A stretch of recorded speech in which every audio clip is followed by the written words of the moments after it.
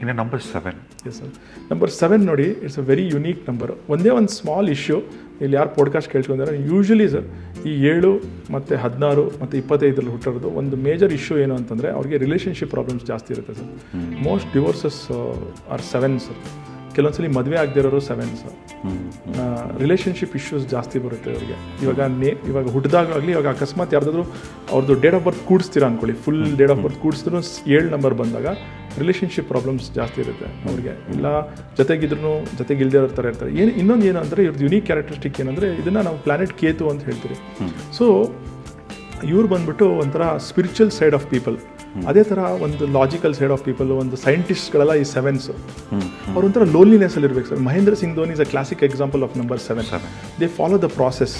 ಆಮೇಲೆ ಸೈಲೆಂಟ್ ಆಗಿರ್ತಾರೆ, ಜಾಸ್ತಿ ಜನ ಹತ್ರ ಮಿಂಗಲ್ ಆಗೋದಿಲ್ಲ. ಅವ್ರದ್ದೇ ಒಂದು ಥಾಟ್ ಪ್ರೊಸೆಸ್ ಇರುತ್ತೆ, ಅವ್ರದ್ದೇ ಒಂದು ಸ್ಪಿರಿಚುವಲ್ ಸೈಡ್ ಇರುತ್ತೆ. ಆಯಿತಾ. ಈ 7ಗೆ ಸೀಕ್ರೆಟ್ ಏನು ಅಂತಂದರೆ,